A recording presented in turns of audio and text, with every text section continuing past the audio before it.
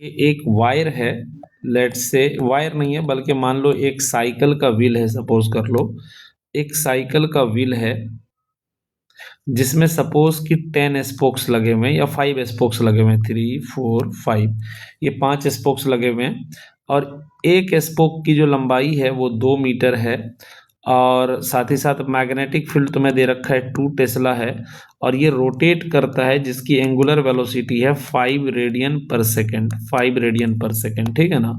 तो क्वेश्चन कह रहा है कि ठीक है। जो ईएमएफ डेवलप होगा, ईएमएफ जो डेवलप होगा between centre, centre and rim, rim समझते हो ना, ये जो बाउंड्री है, ठीक है ना, हाँ जी, हाँ जी। इसके बीच में जो ईएमएफ डेवलप होगा वो कितना होगा पता करना है, ठीक है ना। जरा पता करके बताओ कैसे ठीक है। करोगे। हाँ मुझे एक्सप्लेन करो हमें हाँ आर पता है। हाँ, तो मैं आर या कह लो हमें एल, आर पता है हाँ कि या हाँ, एल कह मतलब लो, एल वही की बात, पता, बिकॉज हाँ हम सर्कल ले रहे हैं इसलिए मैं आर बोल रहा था, but R equal to L ही हो गया हमारा। हाँ हमें पता है 2 है, उसका हम स्क्वायर कर देंगे जो कि हो जाएगा 4, ठीक हाँ, है। नहीं फिर इक्वेशन, इक्वेशन, हमें हाँ ओमेगा पता है कितना है, 5 है हाँ ओमेगा।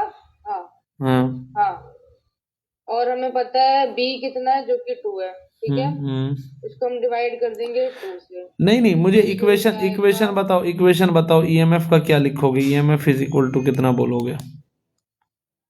वो half half B B L square L square omega, है ना। ओमेगा।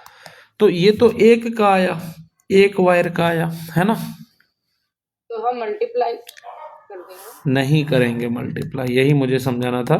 b की वैल्यू कितनी है 2, एल स्क्वायर की जगह तुम 2 का स्क्वायर, ओमेगा की जगह 5 डालोगे, 2 से 2 कटेगा, ये 4 पंचे 20 वोल्ट आएगा। एक वायर का जो आया वही सारे वायर का मिला करके होगा। कहो क्यों सर, तो इसका रीज़न ये है कि ये सारे स्पोक्स आइडेंटिकल हैं, एक जैसे स्पोक्स हैं, ये सारे स्पोक्स एक जैसे हैं, ठीक है ना। तो अगर ये सारे स्पोक्स एक जैसे हैं तो सबका इंटरनल रेसिस्टेंस भी सेम होगा और सब में जो वोल्टेज डेवलप होगा वो भी सेम होगा। तो हम ये कह सकते हैं कि यहाँ पर एक तरह से ये बैटरी बन रही है, ये सारी बैटरी बन रही है और ये सारी बैटरी एक जैसी है, सारे सेल जो हैं बेसिकली एक जैसे हैं और ये सब पैरेलल में कनेक्टेड हो जाएंगे क्योंकि सबका एक एंड सेंटर पर है और दूसरा एंड बाउंड्री पर है। तो सब ये पैरेलली कनेक्टेड हो जाएंगे। जब ये पैरेलली कनेक्टेड हो जाएंगे तो पैरेलल में जब कई सारी सेल को जब तुम पैरेलल में जोड़ते हो, कई सारी सेल को जब पैरेलल में जोड़ते हो इस तरीके से, है ना, ऐसे, और जब सबका ईएमएफ जब सेम हो, सबका इंटरनल रेजिस्टेंस भी सेम हो तो ई इक्विवेलेंट जो आता है वो एक सेल के ईएमएफ के बराबर आता है।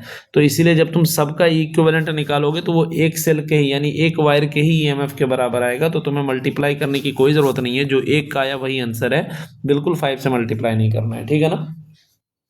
ठीक है। सेकेंड थिंग जो मुझे बतानी थी, एक क्वेश्चन इसमें ऐसा भी तुमसे बोलेगा कि अगर मान लो ये मैग्नेटिक फील्ड में एक डिस्क है, क्या है डिस्क। ये एक डिस्क है जो इस मैग्नेटिक फील्ड के अंदर, ये मान लो डिस्क है तुम्हारा, है ना, ये एक डिस्क है जो मैग्नेटिक फील्ड के अंदर बेसिकली रोटेट कर रहा है, घूम रहा है, ठीक है ना। ये मैग्नेटिक फील्ड के अंदर क्या कर रहा है, रोटेट कर रहा है, जिसका रेडियस आर है। तो क्वेश्चन तुमसे पूछेगा what is the EMF develop between the centre and the end of the disc, ठीक है। इन दोनों के बीच में कितना ईएमएफ डेवलप होगा पता करो, जरा जल्दी बताओ। हम्म। मैग्नेटिक फील्ड बी है, फिर रेडियस आर है, ओमेगा वेलोसिटी से घूम रहा है। बट इसमें क्योंकि ये तो पूरा है तो इसमें पाई आर स्क्वायर नहीं लेंगे एरिया पूरा। नहीं नहीं, अगेन देखो क्या है, ये साइकिल के ही जैसा है, बस वहां पर मैं साइकिल के व्हील में मैंने 5 स्पोक बनाया था, इसमें इनफानाइट स्पोक्स बन रहे हैं, इनफानाइट स्पोक्स बन रहे हैं क्योंकि सारे मिले हुए हैं ना, तो इनफानाइट स्पोक्स है, ठीक है। ठीक। नहीं आ रही मेरी बात समझ में। आ गई, आ गई। तो एक स्पोक्स अगर रहता तो तुम कहते 1/2 बी एल स्क्वायर ओमेगा, और मैंने कहा कितना भी स्पोक्स कर दो, 5 10 20 50 हजारों कितने भी कर दो, एक का जो आया है वही टोटल ईएमएफ हो जाएगा। ठीक है। कोई दिक्कत वाली बात। नहीं। अच्छा एक और क्वेश्चन आ सकता है तुमसे, कहेगा कि यही मैग्नेटिक फील्ड में एक रिंग है जो रोटेट कर रहा है, ये क्या है, रिंग। रिंग रोटेट कर रहा है ओमेगा वेलोसिटी से, अब ईएमएफ कितना डेवलप होगा। इसमें कोई स्पोक तो है नहीं ना, यस, नहीं है, तो फिर क्या होगा? तो फिर तो जीरो नहीं होना चाहिए। Very good, very good, zero हो जाएगा, ठीक है ना, क्योंकि इसमें कोई स्पोक्स ही नहीं बन रहा है। और एक और बहुत ही फेमस जेई का पूछा हुआ एक क्वेश्चन है। क्वेश्चन ये है कि ये एक टेबल है, मान लो ये एक टेबल है, ठीक है ना, ये एक टेबल है, और इस टेबल पर क्या है कि यहाँ पर मान लो कि एक पॉइंट है, इस पॉइंट से क्या किया गया है कि एक धागे को बांध दिया गया, this is a thread, insulating thread, और उस थ्रेड से क्या किया गया है कि एक रॉड को बांध दिया गया है। अब मान लो इस थ्रेड की लंबाई 12 है और रॉड की लंबाई अगर L है, तो क्वेश्चन इज आस्किंग दैट, और ये घूम रहा है ओमेगा वेलोसिटी से, मैग्नेटिक फील्ड B है, तो तुम्हें पता करना है ईएमएफ जो डेवलप होगा across end of rod, rod के एंड पर कितना ईएमएफ डेवलप होगा ये पता करना है। बताओ जल्दी से ट्राई करके।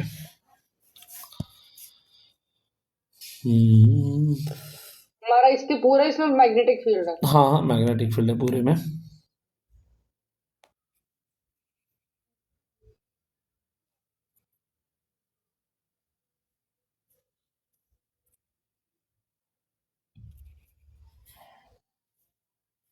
जितनी इसकी लेंथ है उतना ही नहीं होना चाहिए।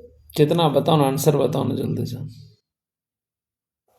ये 2L है ना, हाँ, तो इसमें क्या होगा, क्योंकि L तो स्क्वायर हो जाएगा है ना। नहीं, ये थ्रेड, ये धागा है, नहीं, तो 2L प्लस L भी है ना। This is the rod, only rod का तुम्हें बताना है, ओनली रॉड का। तो फिर हम 2L कर देंगे, उसका स्क्वायर कर देंगे। किसका? ओनली रॉड पे बताना है, सिर्फ यहां से यहां तक पे बताना है।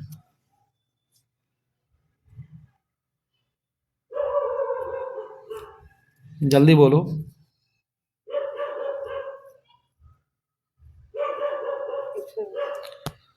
देखो, कॉमन सेंस तो यही कहता होगा कि रॉड की लंबाई L है तो हाफ BL² ओमेगा कर दो सर, है ना, लेकिन वो गलत हो जाएगा, क्योंकि ये रॉड जो घूम रहा है वो इसको सेंटर मानते हुए नहीं घूम रहा है। अगर ये पूरा घूमेगा तो ये एरिया स्वेप आउट करेगा, ये एरिया और ये एरिया, तो रॉड का जो एरिया स्वेप आउट होगा वो ये वाला एरिया स्वेप आउट होगा, समझ रहे हो ना। तो इसीलिए तुम अगर रॉड की लंबाई से सॉल्व करोगे तो गलत हो जाएगा। तुम्हें क्या करना है, ये धागा है और ये रॉड है, तुम्हें पहले इस पॉइंट से इस पॉइंट तक का ईएमएफ निकालना है, ठीक है ना, और फिर क्या करना है, इस पॉइंट से इस पॉइंट, जहां पर सेंटर है वहीं से बस निकालना है, सीधा सीधा ये याद रखो। तो पहले पूरी लंबाई कितना ले लो, 3L ले लो, तो तुम्हारा जो आएगा E1 जो आएगा, E1 जो आएगा वो आएगा हाफ BL² ओमेगा, मतलब 3L का स्क्वायर इंटू ओमेगा, तो ये हो जाएगा 9BL² ओमेगा बाई 2। ये तुम्हारा आ गया E1, E1 का मतलब इस पॉइंट से लेकर के इस पॉइंट तक, एंड तक का, ठीक है ना। अब अगर E2 जो तुम निकालोगे, E2 का मतलब हो गया कि थ्रेड के बीच में, यानी इसी पॉइंट को तुम्हें मान करके निकालना है पहले, तो इस पॉइंट से इस पॉइंट तक में थ्रेड के बीच में जो आएगा E2, that will be equal to half into B into thread की लंबाई 2L है तो 2L का स्क्वायर इंटू ओमेगा, ये तुम्हारा आ जाएगा 4BL² ओमेगा बाई 2 आ जाएगा। तो अब तुम्हें ये पूरा पता है, ये भी पता है, तो क्या तुम ये नहीं निकाल सकते हो? तो तुम अगर E की बात करोगे तो जो E डेवलप होगा that will be equal to E1 minus E2 हो जाएगा। We can say 9BL² omega by 2 minus 4BL² omega by 2, तो this will be equal to 5BL² omega by 2 हो जाएगा आवर EMF। बात आ रही समझ में? Hello, yes sir, yes sir. कोई दिक्कत वाली बात नो सर। है?